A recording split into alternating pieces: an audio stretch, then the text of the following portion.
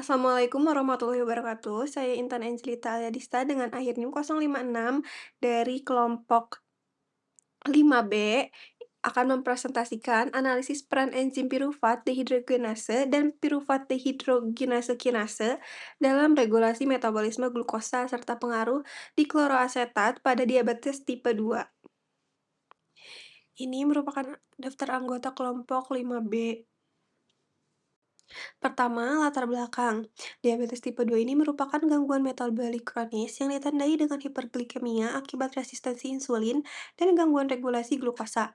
Penyakit ini menjadi masalah global karena prevalensinya terus meningkat dan dapat menyebabkan komplikasi serius, seperti penyakit kardiovaskular, gagal ginjal, dan neuropati.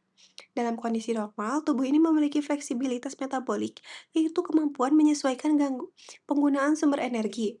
Proses ini sangat bergantung pada aktivitas enzim piruvat dihidrogenase yang berperan dalam mengubah piruvat menjadi asetil-CoA untuk menghasilkan energi. Aktivitas PDH ini dikendalikan oleh piruvat dehidrogenase kinase yang menghambat PDH melalui fosforilasi.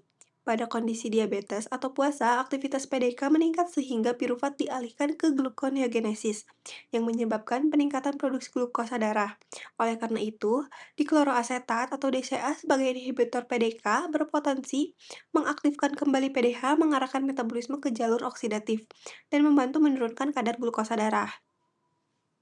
Selanjutnya, rumusan masalah. Penelitian ini difokuskan pada dua permasalahan utama, yaitu pertama, bagaimana mekanisme enzim piruvat dehidrogenase dan piruvat dehidrogenase kinase dalam mengatur keseimbangan antar jalur, oksidasi piruvat dan gluconeogenesis. Kedua, bagaimana pengaruh pemberian dikloroasetat sebagai inhibitor PDK terhadap penurunan kadar glukosa darah, khususnya pada kondisi patologis seperti diabetes tipe 2.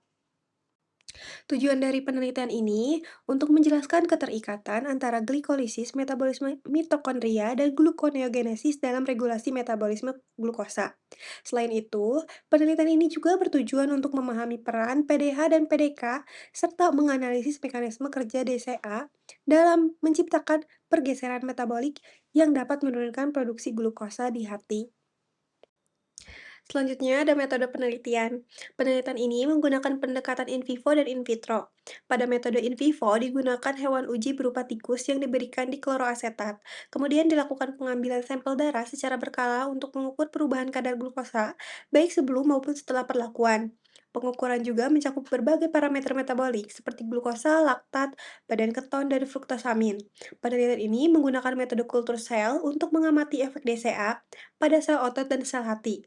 Sementara, data yang diperoleh dianalisis menggunakan metode statik untuk memastikan signifikasi hasil penelitian. Lalu untuk jalur metabolismenya, metabolisme glukosa ini dimulai dari proses glikolisis di sitosol, di mana glukosa diubah menjadi piruvat. Piruvat kemudian berada pada titik percabangan metabolisme yang sangat penting. Piruvat ini dapat masuk ke jalur oksidatif melalui enzim PDH untuk menghasilkan asetil-CoA dan energi, atau dialihkan ke jalur gluconeogenesis melalui pembentukan oksaloasetat, terutama pada kondisi puasa atau resistensi insulin. Selanjutnya ada peran PDH, PDK, dan TCA. Pertama, PDH. Enzim piruvat dehidrogenase atau PDH ini berperan sebagai penghubung antara glikolisis dan siklus Krebs dengan mengkatalisis perubahan piruvat menjadi asetil-CoA. Asetil-CoA yang dihasilkan kemudian digunakan dalam siklus Krebs untuk menghasilkan energi dalam bentuk ATP. Sehingga PDH ini memiliki peran penting dalam efisiensi metabolisme energi sel. Lalu yang kedua ada PDK, piruvat dihidrogenase kinase, merupakan enzim yang mengatur aktivitas PDH dengan cara menghambat melalui fosforilasi. Pada kondisi diabetes tipe 2 atau puasa, aktivitas PDK ini meningkat sehingga PDH menjadi tidak aktif. Akibatnya, piruvat tidak digunakan untuk produksi energi, tetapi dialihkan ke jalur gluconeogenesis yang meningkatkan kadar glukosa darah. Lalu ada DCA atau dikloroasetat, merupakan senyawa yang bekerja sebagai inhibitor PDK. Dengan menghambat PDK, DCA ini memungkinkan PDH tetap aktif, sehingga piruvat dapat dialihkan ke jalur oksidatif. Hal ini menyebabkan penurunan produksi glukosa di hati serta meningkatkan efisiensi metabolisme energi dalam mitokondria.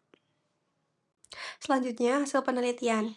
Hasil penelitian menunjukkan bahwa pemberian dikloroasetat memberikan efek signifikan terhadap metabolisme glukosa. Terjadi penurunan kadar glukosa darah tanpa peningkatan sekresi insulin, yang menunjukkan bahwa mekanisme kerja DCA tidak bergantung pada hormon insulin. Selain itu, DCA juga menyebabkan penurunan produksi laktat, penurunan proses gluconeogenesis di hati, peningkatan oksidasi energi di mitokondria. Temuan ini menunjukkan adanya pergeseran metabolik dari jalur pembentuk glukosa menuju jalur produk energi.